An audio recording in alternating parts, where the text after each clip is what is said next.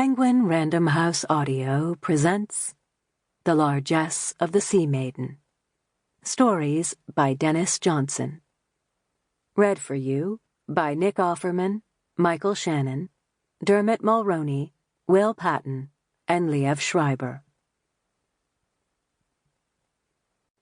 The Largesse of the Sea Maiden. Silences. After dinner, nobody went home right away. I think we'd enjoyed the meal so much we hoped Elaine would serve us the whole thing all over again. These were people we've gotten to know a little from Elaine's volunteer work. Nobody from my work, nobody from the ad agency. We sat around in the living room, describing the loudest sounds we'd ever heard. One said it was his wife's voice when she told him she didn't love him anymore and wanted a divorce.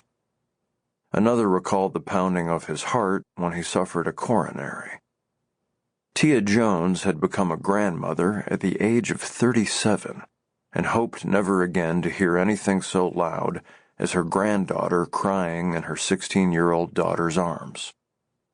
Her husband Ralph said it hurt his ears whenever his brother opened his mouth in public because his brother had Tourette syndrome and erupted with remarks like, "I masturbate, your penis smells good," in front of perfect strangers on a bus, or during a movie, or even in church. Young Chris Case reversed the direction and introduced the topic of silences. He said the most silent thing he'd ever heard was the landmine taking off his right leg outside Kabul, Afghanistan. As for other silences, nobody contributed. In fact, there came a silence now. Some of us hadn't realized that Chris had lost a leg. He limped, but only slightly. I didn't even know he'd fought in Afghanistan. "A landmine?" I said. "Yes, sir, a landmine." "Can we see it?" Deirdre said. "No, ma'am," Chris said. "I don't carry landmines around on my person." "No, I mean your leg." "It was blown off." "I mean the part that's still there." "I'll show you," he said, "if you kiss it." Shocked laughter. We started talking about the most ridiculous things we'd ever kissed. Nothing of interest. We'd all kissed only people, and only in the usual places. "All right, then," Chris told Deirdre. "Here's your chance for the conversation's most unique entry." "No, I don't want to kiss your leg." Although none of us showed it, I think we all felt a little irritated with Deirdre. We all wanted to see.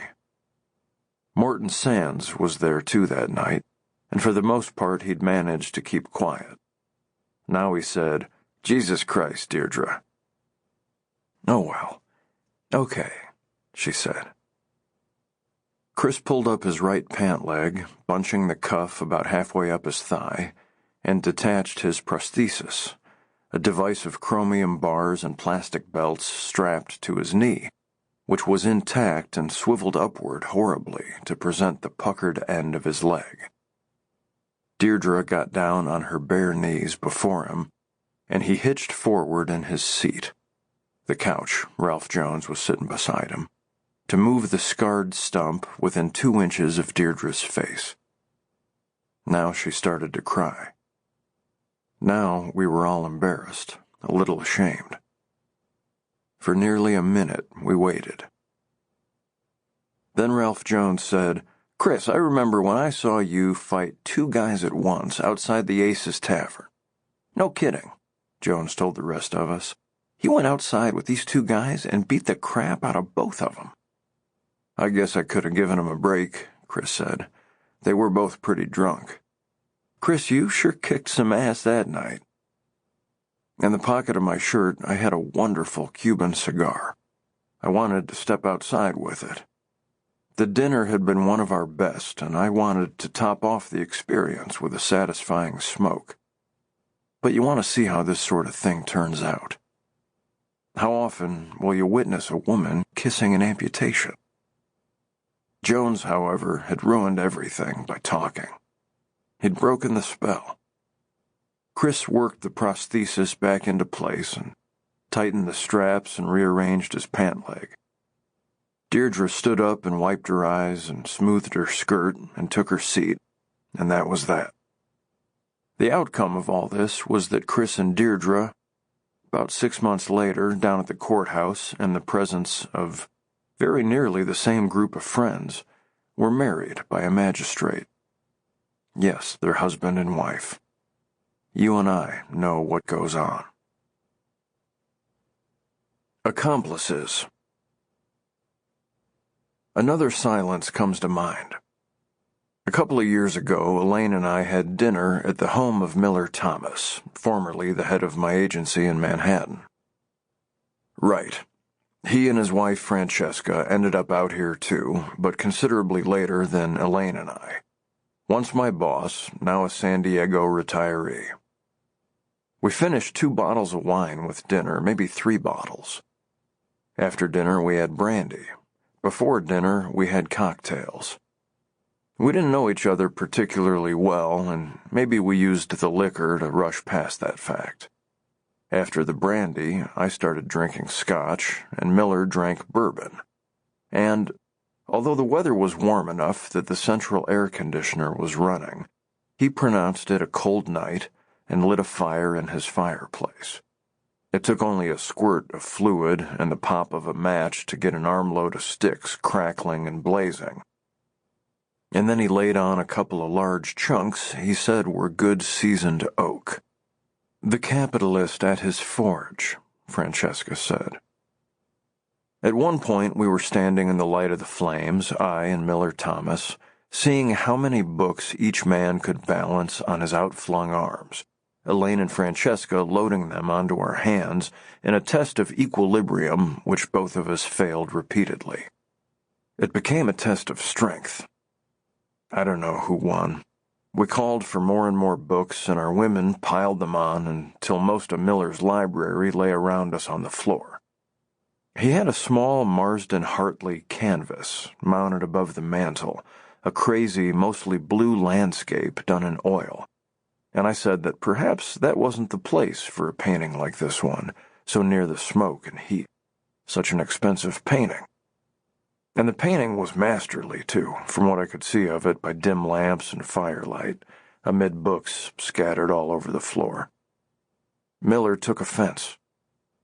He said he'd paid for this masterpiece. He owned it. He could put it where it suited him.